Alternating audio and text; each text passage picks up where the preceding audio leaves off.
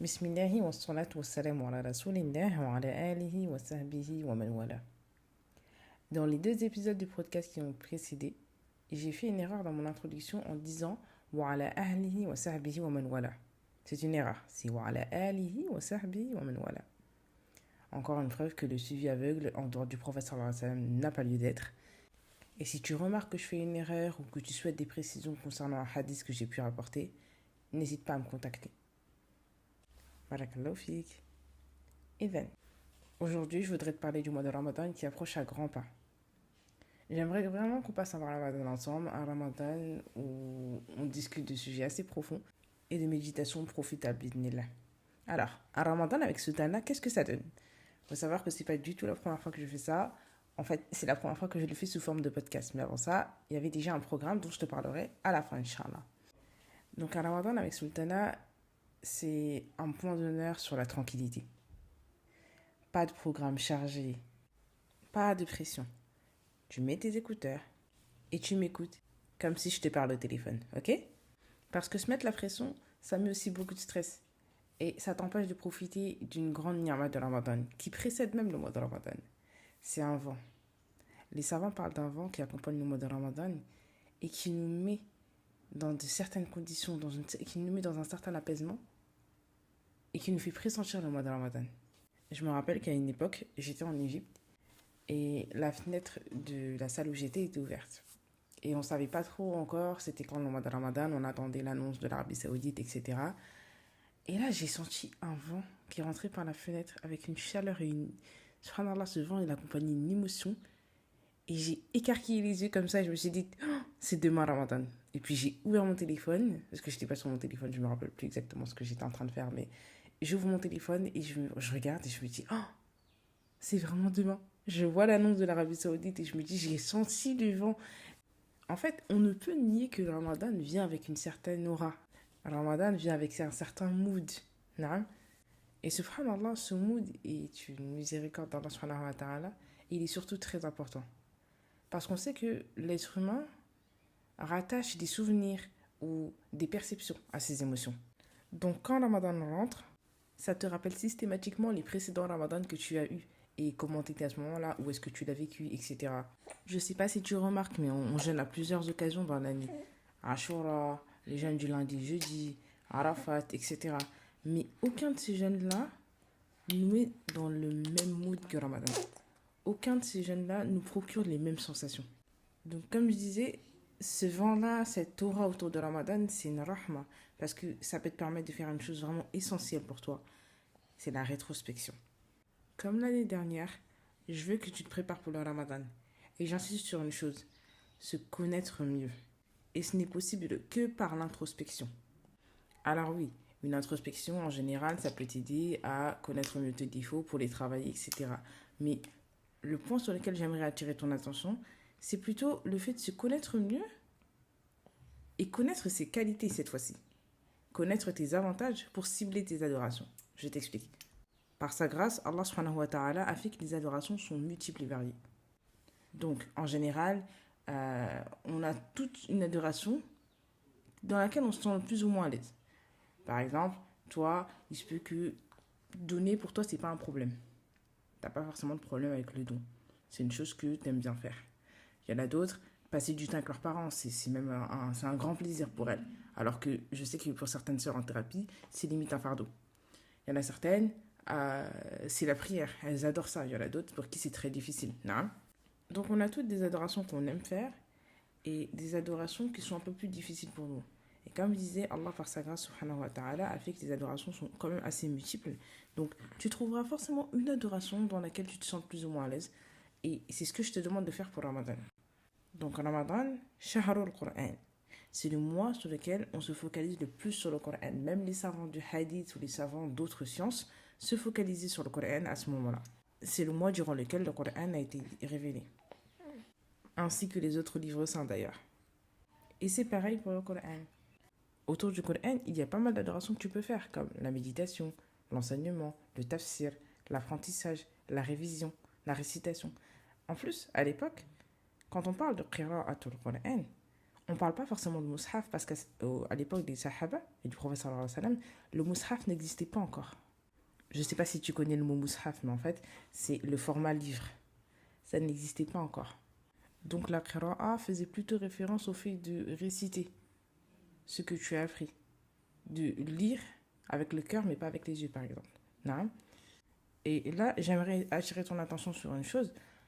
Les savants ont dit que la qira'atul Qur'an ne peut se faire si tu ne bouges pas les lèvres. Et je sais que plusieurs d'entre nous, on a un peu l'habitude de faire ça. On lit dans notre tête, entre guillemets. C'est pas possible avec le Qur'an. Si tu veux la récompense, il faut que tu bouges les lèvres. Il faut que tu lises concrètement. Non. Donc, pendant le mois de Ramadan, effectivement, il faut se concentrer sur la qira'a. Non. Mais en fonction de ta situation, la qira'a est plus ou moins difficile. Non. Dans un premier temps, je vais te rappeler un hadith du prophète sallallahu alayhi wa sallam qui va peut-être te motiver. Le prophète sallallahu alayhi wa sallam nous informe que celui qui lit le Coran tandis qu'il bégaye, c'est le mot qui a été employé, le bégaiement, tandis qu'il bégaye et qu'il continue alors que c'est difficile, aura doublement la récompense. Donc quoi qu'il arrive, attache-toi à la lecture. Et si tu sais que ton objectif de lecture ne te satisfait pas, ce que tu peux faire, c'est compléter avec d'autres adorations autour du Coran. Par exemple, tu es maman avec des enfants en bas âge. Ce que tu peux faire, c'est écouter. Et même si, en fait, tu n'as pas d'enfant en bas âge, mais tu es une femme occupée, ce qui est bien, c'est l'écoute. Tu achètes une petite bœuf, tu la mets chez toi et t'écoutes à longueur de journée. Tu en profites et tes enfants, tout comme ton mari ou ceux qui vivent avec toi, en profitent aussi. Il faut savoir que si on lit lentement aussi, c'est parfois parce qu'on ne comprend pas. Donc tu peux t'intéresser au tafsir cette année. Et puis quand on n'est pas en pays de Hijra ou dans un pays musulman, au moment du Ramadan, donc on est en France ou en Belgique par exemple, je peux comprendre que c'est assez difficile parce qu'on continue à travailler, on continue à étudier. En fait, dans les pays musulmans, tout se ralentit un petit peu au niveau de Ramadan. Mais ce n'est pas toujours le cas quand on est encore en Occident. Donc comment faire? Tu peux t'intéresser par exemple à la révision. Ça ne demande pas trop d'efforts pour ton esprit. Et alhamdulillah, tu continues à faire une adoration autour du Coran. Tu fais quand même de la récitation. Et pour chaque harakat que tu auras lu, bidnillah, tu auras ta récompense. Donc quel est le lien entre tout ce que je viens de t'expliquer et le fait de se connaître mieux? C'est simple. Quand tu te connais mieux, tu sais quelle adoration cibler.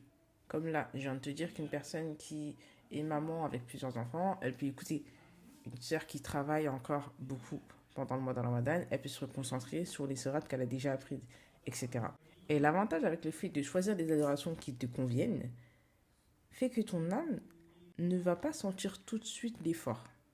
Donc elle a plus de chances de répéter cette adoration même après Ramadan.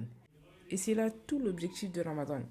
Je sais qu'en thérapie, par exemple, plusieurs sœurs consultent pour la simple et bonne raison qu'elles ont l'impression de ne pas avancer. Elles ont l'impression d'être bloquées et elles aimeraient sentir qu'elles vont quelque part, sentir qu'elles sont utiles, sentir qu'elles n'errent pas son but. Il y a deux choses. Premièrement, Ramadan, c'est un bon moyen de se fixer des objectifs sur l'année. Et aussi, Ramadan, c'est un tremplin pour le reste de l'année. Ok? Moi, j'explique souvent que l'évolution, c'est pas quelque chose de constant. C'est un peu comme une courbe comme ça. Elle va pas monter en flèche. Elle va monter un peu avec des zigzags. Donc, par exemple, tu démarres de 0, puis tu montes à 5. Allez, c'est bon, tu viens de commencer sur le chemin, etc. Tu as découvert la voie des salafs. Et subhanallah, ta foi, elle monte d'un coup. Tu démarres de 0, tu arrives à 5. Et là, pour une raison ou pour une autre, il se passe quelque chose. Tu ne redescends pas à 0, tu redescends à 3. Et puis, tu retrouves une stabilité, etc. Ta foi, elle recommence à monter. Tu pars de 3 à 8.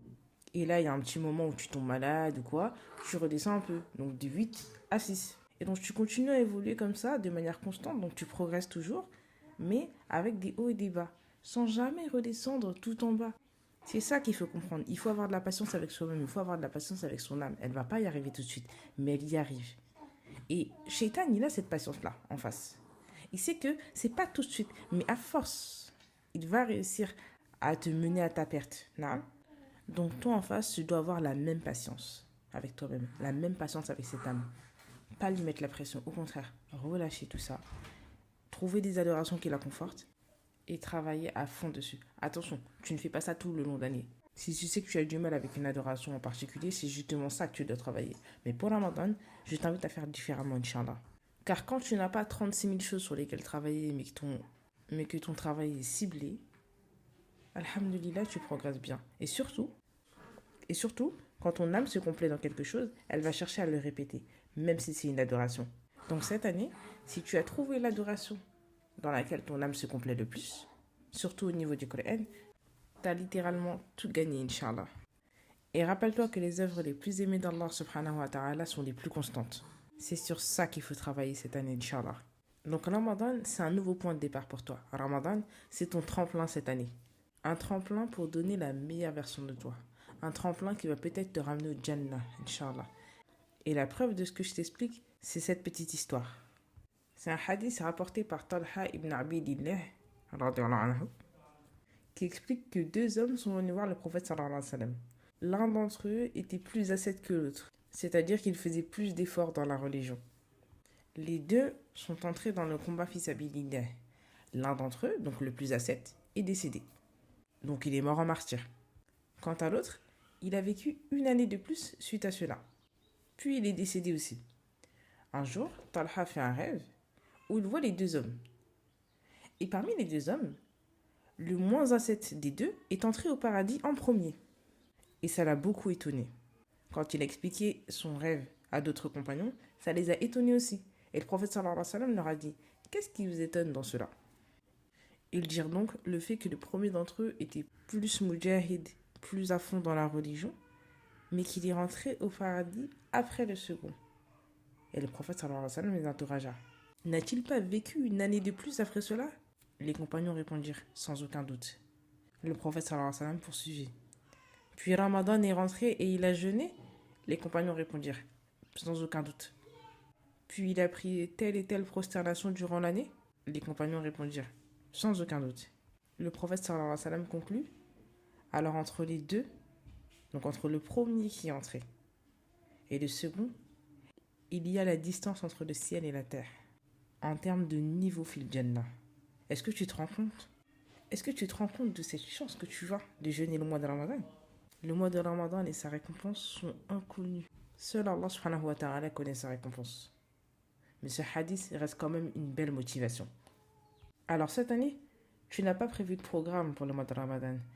Pas forcément parce que tu es en retard, occupé ou trop indécise. C'est peut-être juste parce que tu ne te connais pas assez. Et parce que tu ne connais pas la valeur de ce mois non plus. Alors ce que je te propose, c'est d'intégrer la seconde session dédiée exclusivement au mois de Ramadan. Ce qu'on fait pendant ces sessions, c'est repérer tes failles et tes faiblesses, mais surtout tes avantages et tes forces. Et se centrer dessus pour trouver les adorations qui te correspondent. En attendant, ce numéro de podcast s'inscrit dans la toute première série qui aura lieu durant le mois de Ramadan cette année. Inch'Allah. Et je ferai mon effort pour poster un total de 4 épisodes bismillah. Mais encore une fois, le podcast reste général. Si tu veux un suivi centré autour de ta personne, n'hésite pas à me contacter, Inch'Allah. Salam alaikum.